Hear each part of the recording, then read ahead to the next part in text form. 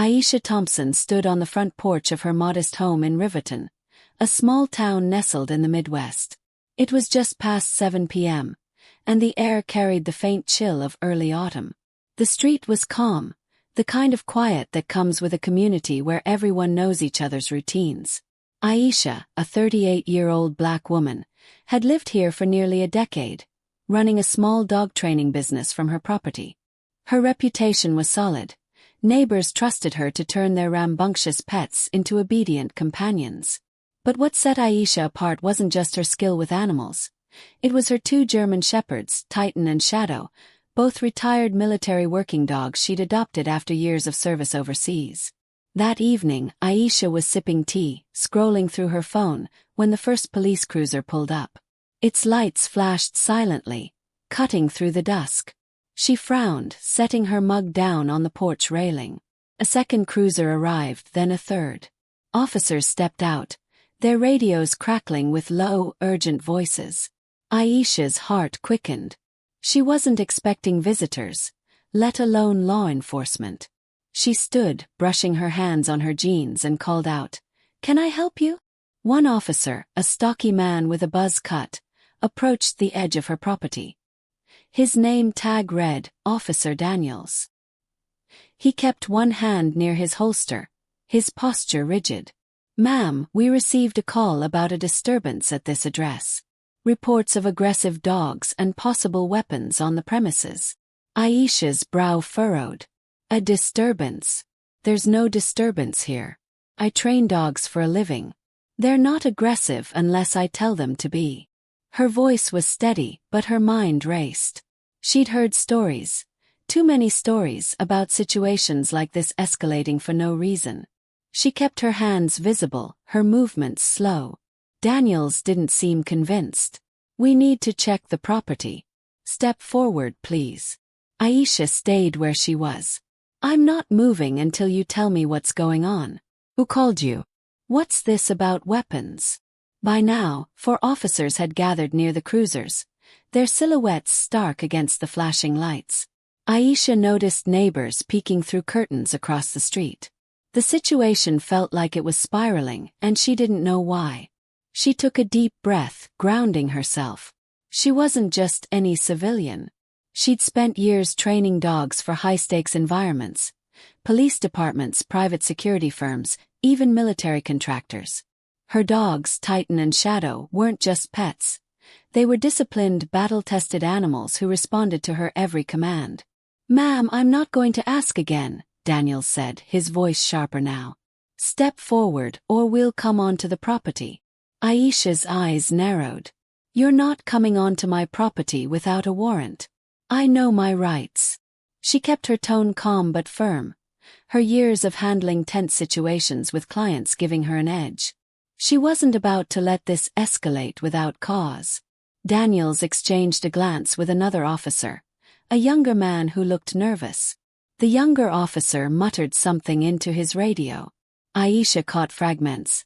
Possible suspect, armed dogs, and her stomach tightened. This wasn't just a misunderstanding.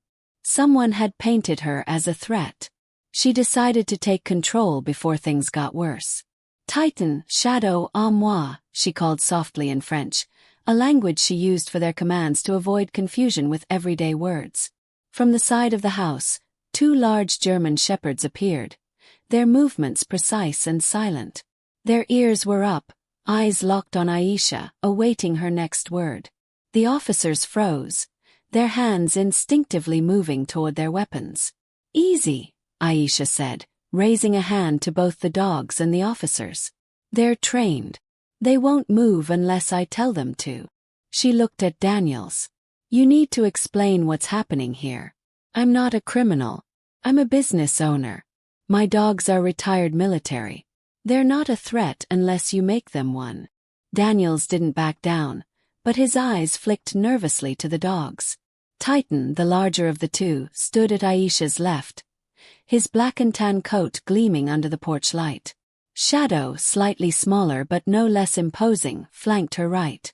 Both dogs sat perfectly still, their training evident in their disciplined posture. Aisha could feel the weight of their presence, a quiet power that had diffused countless situations in their military days. The younger officer spoke up, his voice less steady than Daniel's. "Ma'am, we got a call from a neighbor.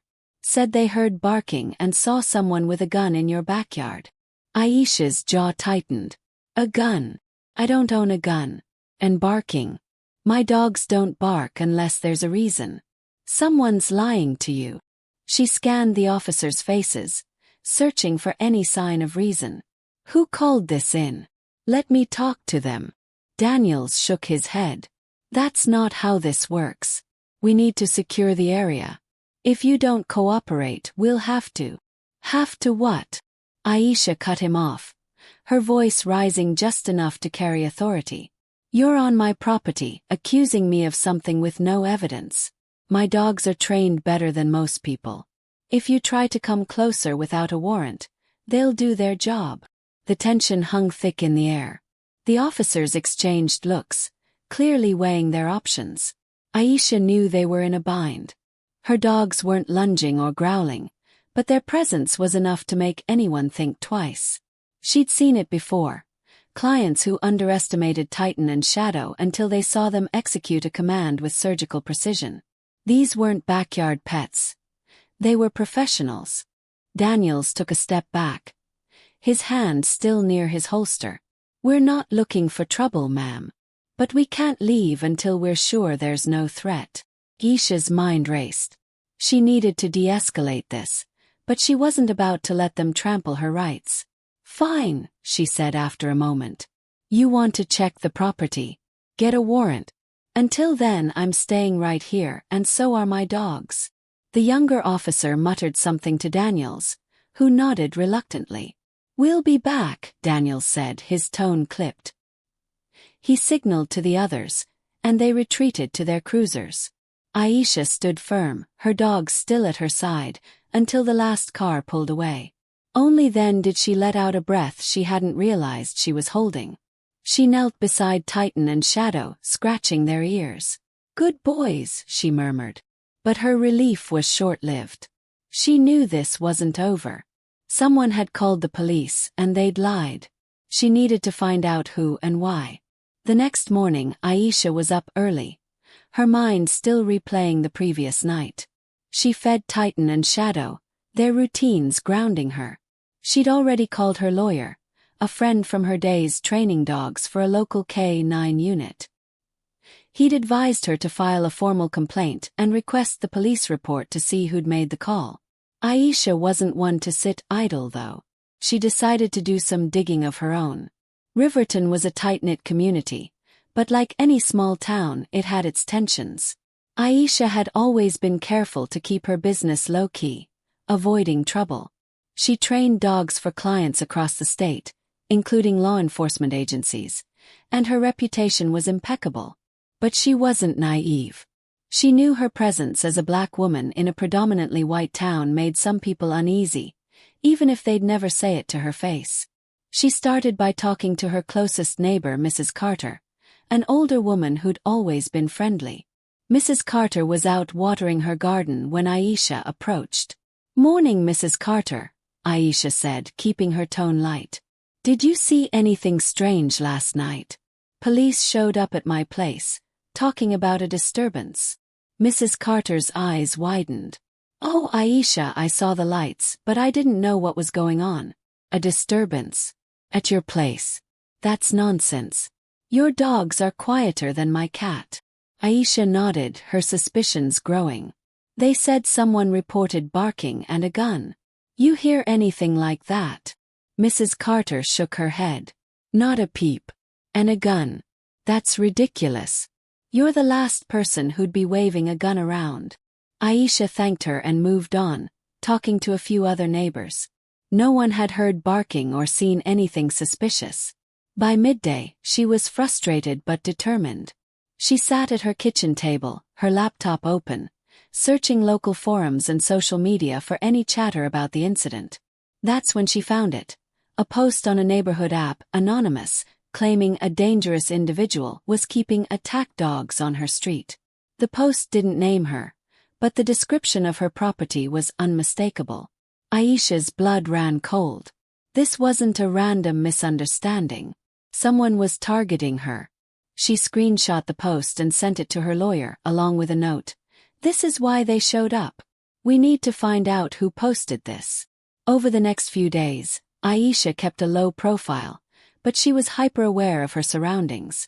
She noticed a car she didn't recognize parked down the street a few times, its driver obscured.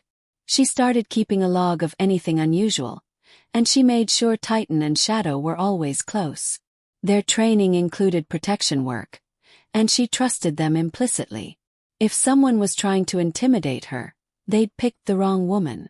Her lawyer called back with news. The police report listed the caller as anonymous, but the department was required to release more details if she pushed. Aisha authorized him to file a formal request. She also reached out to a friend in the local K-9 unit, Officer Ramirez, who'd trained with her years ago. Ramirez was blunt. "Aisha, this smells like someone with a grudge. You've got enemies." Aisha thought about it.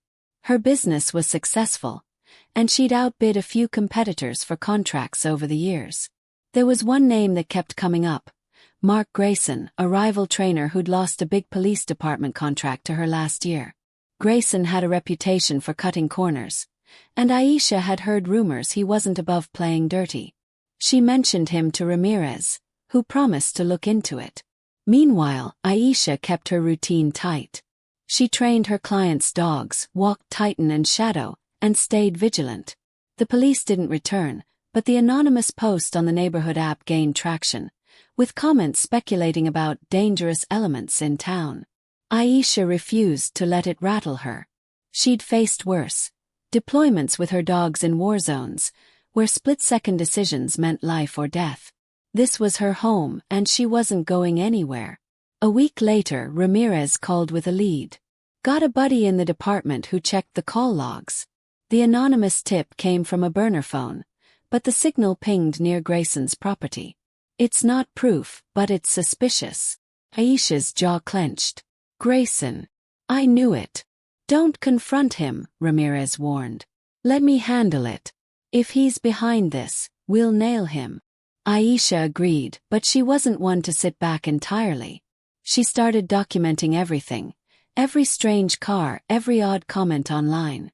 She also upped her security, installing cameras around her property. Titan and Shadow became her constant shadows, their presence a reminder that she wasn't alone in this. One night, about 2 weeks after the police incident, Aisha was woken by a noise outside. It was faint, like a branch snapping. She glanced at her phone. 2 a.m. Titan and Shadow were already alert, their ears up, bodies tense. She slipped out of bed, grabbing a flashlight and her phone. "Titan, Shadow, guard," she whispered, signaling them to stay alert but silent. She moved to the window, peering into the darkness. Her cameras hadn't picked up anything yet, but she trusted her dog's instincts. They'd sensed something she couldn't see. She opened the back door just enough to let them out, keeping the porch light off. The dogs moved like ghosts, disappearing into the yard. Minutes later, she heard a muffled curse and the sound of footsteps running.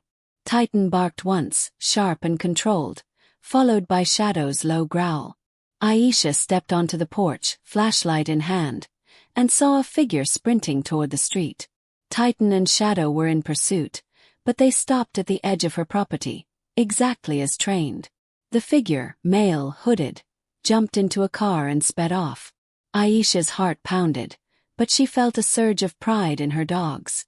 They'd done their job without escalating. She called them back, rewarding them with quiet praise.